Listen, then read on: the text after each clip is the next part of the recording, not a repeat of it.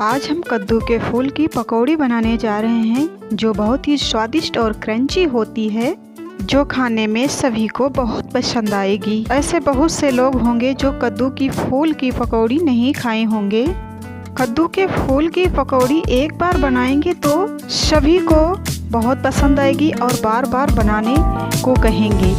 तो चलिए आज बनाते हैं कद्दू की फूल की पकौड़ी। तो यहाँ पर हमने कद्दू के फूल को ले लिए हैं और उनके पीछे की डंठल को निकाल दिए हैं।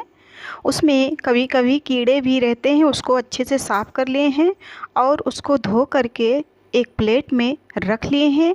तो यहाँ अब चलते हैं इसके लिए। हमने एक बाउल लिया है और उसमें 1 कटोरी बेसन लिया है। उसके बाद में आधा चम्मच हल्दी पाउडर, आधा चम्मच लाल मिर्च पाउडर, आधा चम्मच गरम मसाला और आधा चम्मच जीरा। उसके बाद स्वादानुसार नमक को ले लिया है। उसके बाद में आधा चम्मच धनिया पाउडर। अब इसका बैटर बनाकर तैयार करेंगे। इसको अच्छी तरह से मिक्स करेंगे। मिक्स करने के बाद में यहाँ पर हमारा बैटर बहुत अच्छी तरह से बनकर तैयार हो गया है। इस बैटर में आप चाहे चावल के आटे को भी मिक्स कर सकते हैं, उससे और ही स्वादिष्ट और क्रंची बनकर तैयार होता है। इस घोल में चावल के आटे को मिक्स करने पर और भी अच्छे कुरकुरे पकौड़े बनकर तैयार होते हैं। यहाँ पर हमने कद्दू के फूल को ले करके इसमें 1 या 2 से 3 लेयर को लगा लेते हैं और इसी तरह सभी कद्दू के फूल को लेयर बनाकर रख लेते हैं।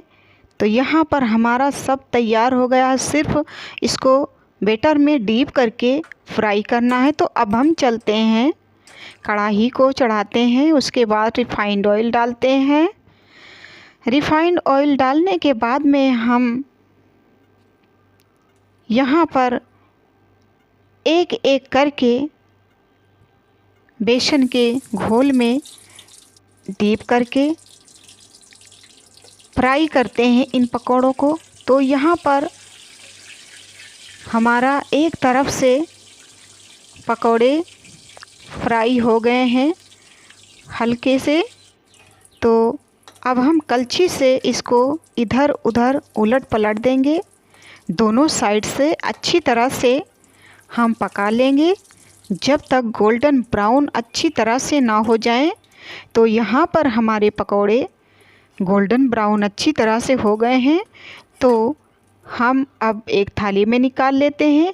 उसी तरह हम दूसरी बार भी कढ़ाई में डाल देते हैं और एक तरफ हमारे पकौड़े हल्के गोल्डन ब्राउन हो गए हैं तो इसको दूसरी तरफ भी कर देते हैं वैसे। और यहाँ पर हमारा पकौड़ा बनकर तैयार हो गया है। तो एक थाली में इसको फिर से निकाल लेते हैं। इसी तरह हमारे सभी पकौड़े धीरे धीरे इसी तरह हम फिर कद्दू के फूल को डीप करके बैटर में फ्राई करने के लिए कढ़ाई में डालते हैं। तो यहाँ पर हमने कढ़ाई में डाल दिए हैं। तो हमारे पकौड़े फ्राई हो गए हैं। तो अब इनको हम थाली में निकाल लेते हैं। बहुत अच्छी तरह से बनकर हमारे पकौड़े तैयार हो गए हैं। तो यहाँ पर हमारे पकौड़े सभी बनकर तैयार हो गए हैं। तो कद्दू के फूल के पकौड़े की रेसिपी कैसी लगी आप सभी को? अगर अच्छी लगी हो तो प्लीज़ मेरे चैनल को लाइक शेयर सब्सक्राइब करें।